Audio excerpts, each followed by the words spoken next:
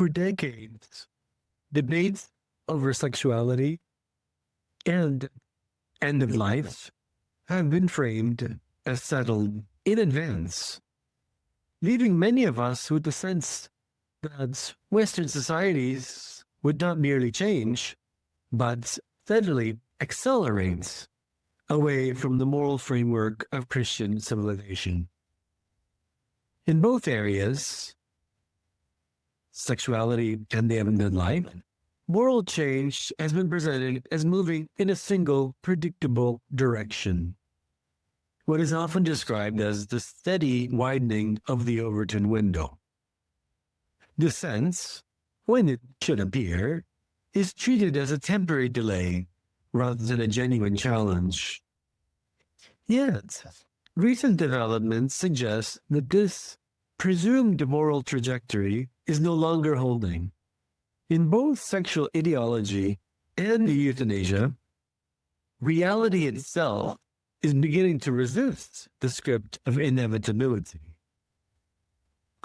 Two recent articles, one by Father Shannon Bouquet on euthanasia in Europe, the other by Brandon Goldman on shifting attitudes towards LGBT ideology in the United States, address different subjects in different countries and from different angles. Read together, however, they point to the same underlying phenomenon.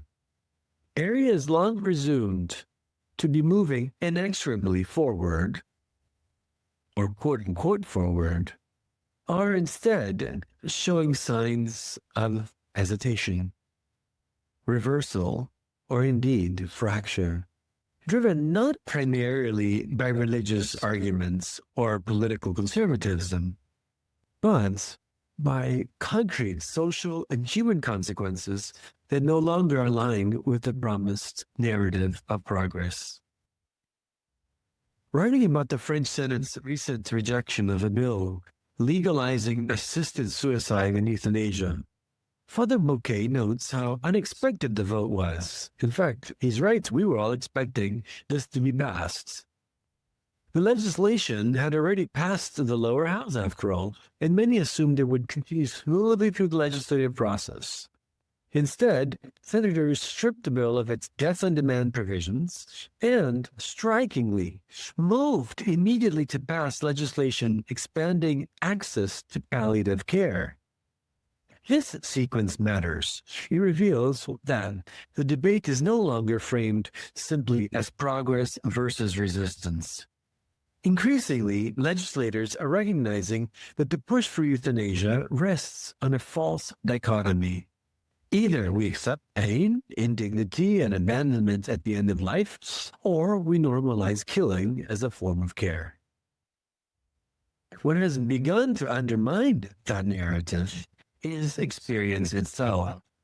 As Father Bouquet observes, countries that legalize euthanasia in the name of compassion are now producing a steady stream of disturbing cases.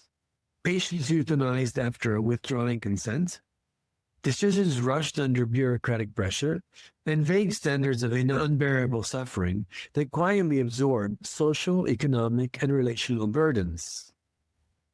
Caregiver exhaustion, rather than prompting greater support, becomes a justification for death. Related developments surrounding assisted suicide have grown even more disturbing, as Father Bouquet notes elsewhere in his discussion of proposals such as AI-assisted suicide for couples. These are no longer hypothetical concerns. They are documented outcomes which have made it increasingly difficult to maintain the claim that euthanasia is simply the humane and inevitable next step. A similar interruption is visible in a very different domain. Brandon Goldman, responding to a New York Times opinion piece, lamenting that Americans are turning against gay people, argues that the Times misreads what is happening, especially among younger Americans. Survey data still show widespread support for a live and then live approach to personal life. What has declined is not basic tolerance, but confident in an increasingly demanding ideological framework that has attached itself to sexual politics. What was once presented as coexistence has evolved into a comprehensive moral regime, complete with speech norms, institutional enforcement, far-reaching claims about the nature of the human person. This resistance becomes visible in concrete controversies, such as debates surrounding the transgender movements in women's athletics, where abstract claims about identity collide with embodied realities and long-standing social practices.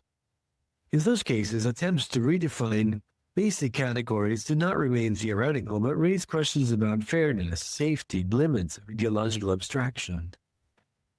Attempts to set aside long-established truths can prove self-defeating and at times even dangerous. Young people under 25 years of age, Goldman argues, and I can confirm from my experience with this age group, are not rejecting individuals or thoughts as much as they are resisting a system that presents itself as morally compulsory and beyond debate. This resistance is not merely negative or reactive. It is accompanied, particularly among young men, by a renewed search for meaning, coherence, and transcendence. Recent data suggests that Generation Z now exhibits higher level of religious practice than older cohorts, reversing long-standing trends.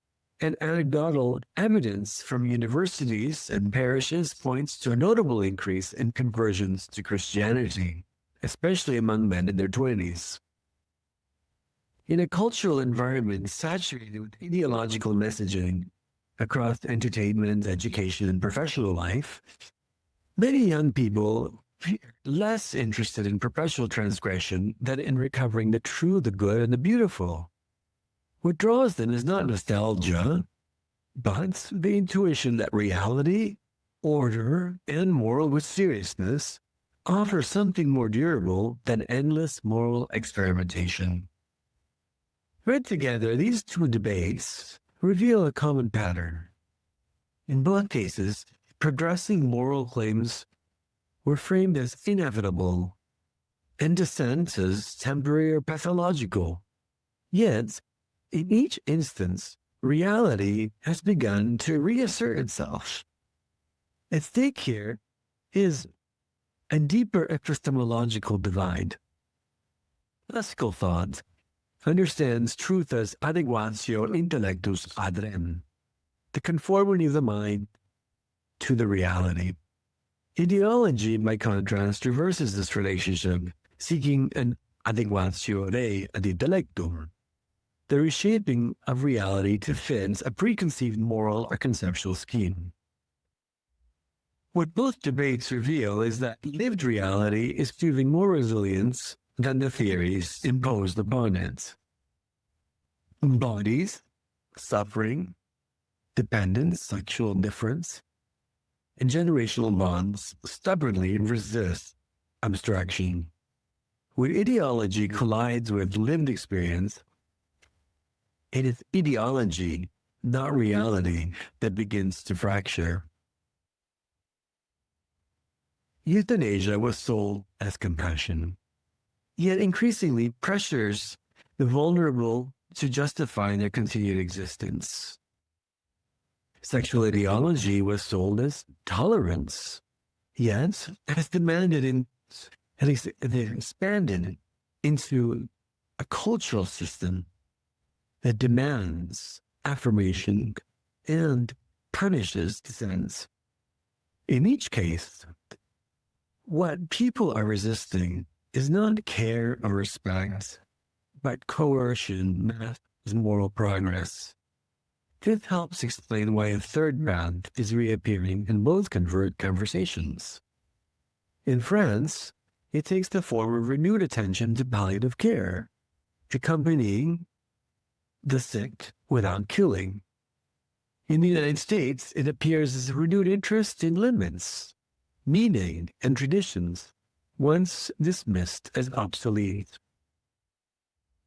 Here, the Church's long-standing anthropological insights quietly re-enters the public sphere, not only in debates over euthanasia, but also in questions of sex, family, and social belonging. A moral vision that treats autonomy as absolutes and dependence as failure will eventually collapse under the weight of real human vulnerability. Against both the logic of resistance death and the logic of radical self-definition, the Church insists that the human person is received before he or she is chosen, embodied before he or she is expressive, and relational before he or she is autonomous. Human dignity is not preserved by eliminating weakness or redefining nature, but by accompanying one another in families, communities, and forms of life ordered toward care, fidelity, and generational continuity. None of this amounts to a decisive reversal. The French euthanasia bill may yet return. Cultural reassessment among the young may harden into resentment rather than renewal. Moral fatigue does not automatically produce moral clarity. However, something important has changed. Ideas once presented as inevitable are now being judged by their fruits. The question increasingly asked is no longer, is this progressive, or is this the best way? But does this actually serve the human person in society? How does this really serve us? As Father Bouquet aptly observes, for Catholics committed to orthodox moral teaching, these developments are both a cause for cautious hope and a call to deeper engagement. This is not a moment for retreat or self-congratulation, but for renewed clarity and presence. In a culture grappling with questions of suffering, autonomy, and dignity, Father Bouquet continues, Catholics must continue to be voices for life, sharing the richness of Catholic teachings far and wide. This is our time. The tide is indeed turning, he continues. It is because these truths resonate with our deepest human instincts. To protect the weak, to accompany the suffering, and to honor the dignity of every person from the first breath to the natural end ordained by God. One is only to reread The Clash of Orthodoxies by Robert George to see that a quarter of a century after its publication, the appeal to reason and to moral realism, championed by Pope John Paul II in Fides et Ratio, is quietly having the last word. Even so, for Christians, this moment is not an occasion for triumphalism, but for witness. When ideology falters, reality reasserts itself. Reality, fragile, relational, embodied, has always been the ground on which the Church speaks most convincingly. Thank you for your attention.